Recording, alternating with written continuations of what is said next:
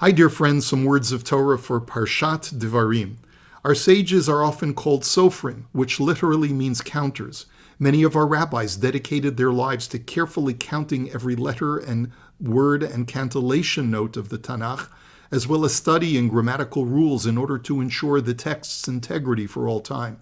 There's a work called Dikdukei HaTe'amim, written in the 10th century. And in it, it teaches that there are only 3 places in all of Chumash where a pasuk has a paragraph break in the middle of a verse. This is quite unusual, just as it would be in any language, even in English, to have a paragraph break in the middle of a sentence. Let's look at these 3 occurrences and see if we can find a lesson from these anomalies. The first one is from Parshat Vayishlach, and it talks about the story, the unfortunate story of Reuven committing a sin with his father Yaakov's wife Bilhah. And the Torah says, Vayishkavet Bilhah Pilegesh Aviv, that there was some kind of intimacy between Reuven and Bilhah. Vayishma Yisrael, Israel, or Yaakov, hears about it. Paragraph break, Vayiyu b'nei Yaakov shnei masar. And the sentence continues in the next paragraph by saying that the sons of Jacob numbered 12 in number. Second time that we find this is in Parshat Pinchas, in the aftermath of Pinchas's act of zealotry, which stayed the plague that came as a result of the Jews' sin with the Midianite women. The Torah says, Vayihi acharei hamagefa.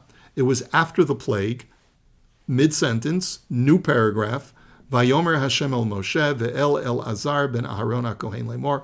God at that point spoke to Moses and Elazar, his nephew, who was the high priest.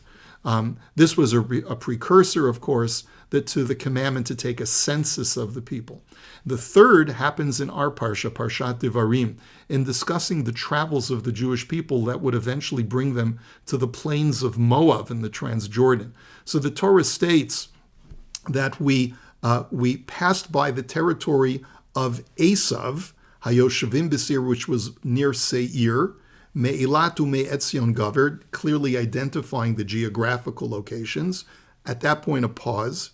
And in the middle of a sentence, a new paragraph, Vanefen Vana'avor Derech Midbar Moav. And then we turned and we passed towards the Moabite desert.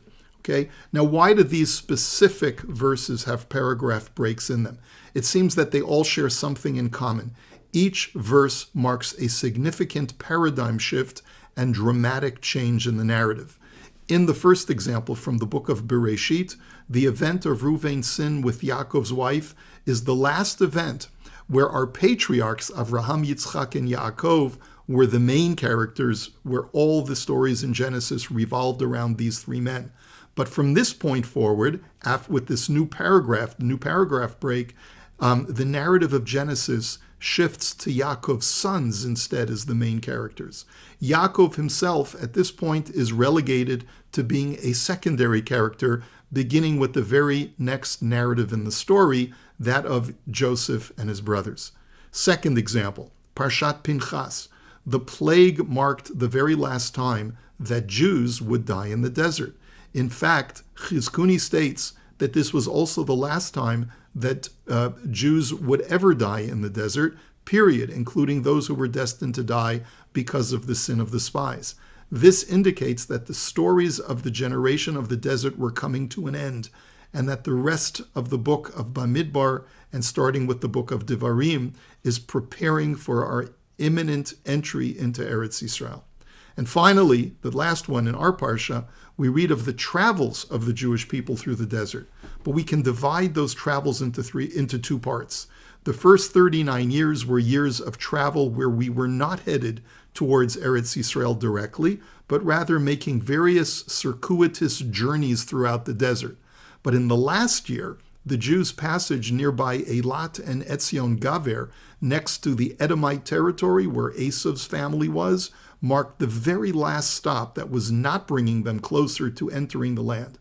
But at this point, with the new paragraph, the Jews completely changed direction, and instead of wandering aimlessly through the desert, they made a beeline toward the northeast so that they could enter Eretz Yisrael through the Moabite territory in the Transjordan. Now, if each narrative dramatically changed at the points of the paragraph breaks, Why keep them in one verse? Why not finish the verse in one paragraph and start a new sentence in the next paragraph? Okay, so here's where we get to the important lesson of each of these paragraph breaks. Sometimes in life, we can undergo a transformative and dramatic change and not even be aware of it. That is, the one day when something truly monumental changes in our lives, it might seem at that time to be no different from the day before or the day after. The events all seem like they're part of the same verse and the same routine, when in reality, something dramatic has changed. Yaakov and his children had no way of knowing in real time when the baton would be passed from Jacob as the main protagonist of the biblical narrative over to his children, the new generation. Bnei Yisrael had no way of knowing that the plague after the Midianite sin would be the end of death in the desert. Similarly, the Jews who traveled past Edom had no way of knowing that their new direction would take them directly into Eretz Yisrael. This is because sometimes in life, we can only realize the really important changes in retrospect after seeing the entire panorama of our lives. Certainly, there are times when we can see the dramatic shifts in life in real time, such as when we start a new job, get married, retire, move to a new city, when a baby is born, a child leaves home, the patriarch of the family passes away, and so forth. But then there are times when we don't realize what's happening until after the fact. Only in our rear view mirrors do we see that this was a pivotal event in our lives. One lesson from all of this is that we should live each day and each moment to the fullest. Instead of letting life pass us by, let us try and live every day as if something really vital is happening right now. This is also an important and pertinent lesson as we enter next week into Tisha B'Av. Ever since that fateful night of the 9th of Av in the desert, when we cried over the negative report about Eretz Yisrael given by the spies, this day has always been a day to remember our tragedies and our failures. But according to tradition, it's also the day when the redemption will begin. The seeds of our rebuilding have always been contained in the ashes of our destruction. We have no way of knowing if this will be the last Tisha B'Av that we observe in Galut, sitting on the floor and lamenting the tragedies of Jewish history. It will only be in retrospect that we will look back and see all of the events that aligned to bring about the Messianic age. Since October 7th, we've all known that the paradigm for Israel and the Jewish people has shifted dramatically. But as we continue to live day by day, it's hard to know exactly how profound and to what extent these changes will be and how the current events will turn out tomorrow.